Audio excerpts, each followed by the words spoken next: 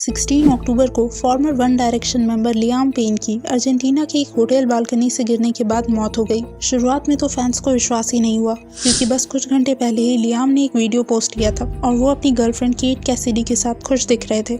लेकिन बाद में पता चलता है कि ये वीडियो एक्चुअली 4 दिन पहले रिकॉर्ड हुआ था।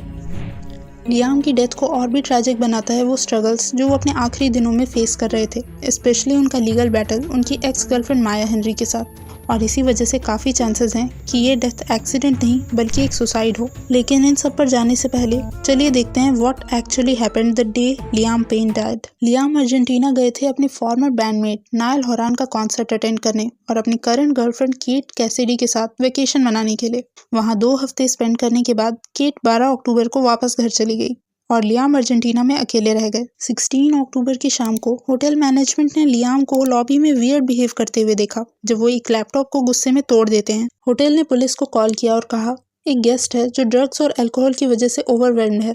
वो पूरा रूम तोड़ रहा है और हमें जल्दी किसी की मदद चाहिए। मुझे नहीं पता कि गेस्ट की जिंदगी खतरे में है या नहीं, क्योंकि उसका रूम बालकनी वाला है और हमें डर है कि वो अपने आप को नुकसान पहुंचा सकता है। लेकिन जब तक पुलिस पहुंचती लियाम मर चुके थे। वो कम से कम 45 फीट नीचे गिरे और उनको स्कल फ्रैक्चर और सीवियर इंटरनल और एक्सटर्नल ब्लीडिंग हुई थी। उनके हाथ जिस पोजीशन में थे वो दिखाता है कि गिरते वक्त उन्होंने अपने आप को बचाने की कोशिश भी नहीं की थी, जो सुसाइड होने की पॉसिबिलिटी को और भी मजबूत करता है। लोग चाहे उनकी डेथ को सडन बोल रहे हों, but it wasn't the case. वो एक्चुअली बहुत कुछ फेस कर चुके थे जो आखिर में उन्हें इस पॉइंट तक ले आया। लियाम 2019 से अपने मेंटल हेल्थ इश्यूज और अल्कोहल एडिक्शन के बारे में वोकल रहे हैं। 2021 में एक पॉडकास्ट में उन्होंने कहा कि वन डायरेक्शन के अर्ली डेज में उनका दिन पिल्स और अल्कोहल के साथ गुजरता था और उनके दिमाग में सुसाइडल थॉट्स आते थे। There's times where that level of loneliness and people getting into you every day, like I say, just every so often you're like, when will they send? You know, and then so, that's almost nearly killed me a couple of times. One direction छोड़ने के बाद उन्हें ज़्यादा success नहीं मिली और बस कुछ दिन पहले उनके रिकॉर्ड लेबल ने उन्हें लेबल से ड्रॉप कर दिया, क्योंकि उनका latest single teardrops charts पे फेल हो गया। And then there was Maya Henry. Liam ने माया को 2019 में डेट करना शुरू किया और 2022 में उन दोनों का ब्रेकअप हो गया। इस साल मई में माया ने एक बुक लिखी, लुकिंग फॉरवर्ड, जो वो कहती हैं कि फिक्शन है लेकिन उनके कुछ पर्सनल एक्सपीरियंसेस से इंस्पायर्ड है।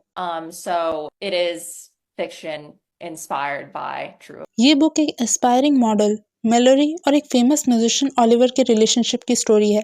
बुक में ओलिवर एक ड्रग एडिक्ट है जो मेलोरी के साथ अब्यूजिव है। फेमस बॉय बैंड 5 फॉरवर्ड का फॉर्मर मेंबर है और अपने सोलो करियर में स्ट्रगल कर रहा है। अब माया ये क्लियर नहीं करती कि कितना सच है और कितना fiction, but fans can't help but compare Oliver with Liam because of the similarities between the two. Maya का कहना है कि लियाम के कुछ फ्रेंड्स ने उन्हें कहा कि वो ये बुक रिलीज ना करें for the sake of Liam's mental health. Maya ने ये भी क्लेम किया कि लियाम उनको और उनकी माँ को बार बार कॉल करके परेशान कर रहे हैं। लियाम की मौत से 1 हफ्ते पहले माया ने लियाम के अगेंस्ट एक सीज एंड डिजिस्ट फाइल किया। सोर्सेस के हिसाब से ये केस लियाम को काफ़ी डिस्टर्ब कर रहा था। एज यू कैन सी, सब चीज़ें लियाम के मेंटल स्टेट को और भी ख़राब कर रही थी और यही वजह हो सकती है कि वो आज इस दुनिया में नहीं है। लियाम की डेथ के तुरंत बाद ही फैंस ने माया के कमेंट सेक्शन में हेट कमेंट्स की बरसात कर दी। Now I don't wanna get into this argument कि वो ये हेट डिजर्व करती है या नहीं।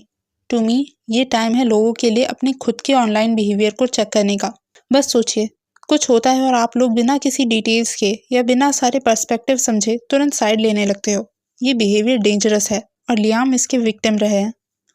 आज इंटरनेट पे लियाम के लिए सिर्फ ट्रिब्यूट्स और दुख जताया जा रहा है, लेकिन उनकी मौत की खबर आने से पहले स्टोरी कुछ और थी। वो सालों से हेट फेस कर रहे थे, मोस्टली बिना वजह के।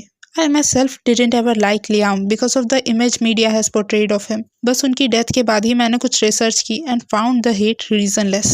2022 में उन्होंने अपनी वन डायरेक्शन के टाइम के बारे में कुछ not so positive views express किए और इस पर उन्हें इतना बैकलैश मिला कि उन्हें बाद में माफ़ी मांगनी पड़ी। नायल होरान का कॉन्सर्ट अटेंड करना भी कुछ लोगों ने उनका अटेंशन सीकिंग बिहेवियर माना, जैसे वो नायल की स्पॉटलाइट छीनने की कोशिश कर रहे हों। जब माया के एलिगेशन सामने आए तो उसके बाद तो उनके लिए ट्रोलिंग की एक न्यू वेव स्टार्ट हो गई। And after all this hate killed him, अब वही लोग माया को ब्लेम कर रहे हैं। Humans are sensitive creatures guys and your words can kill. तो उन्हें सोच समझ के यूज़ करिए। अगर आपको सच में लियाम के साथ जो कुछ हुआ उस पर अफसोस है तो प्लीज़ हेट छोड़ के काइंडनेस को चूज़ करें। जैसे वन डायरेक्शन के हैरी स्टाइल्स ने अपनी एक सॉन्ग में कहा है, treat people with kindness, it's a message the world needs more than ever.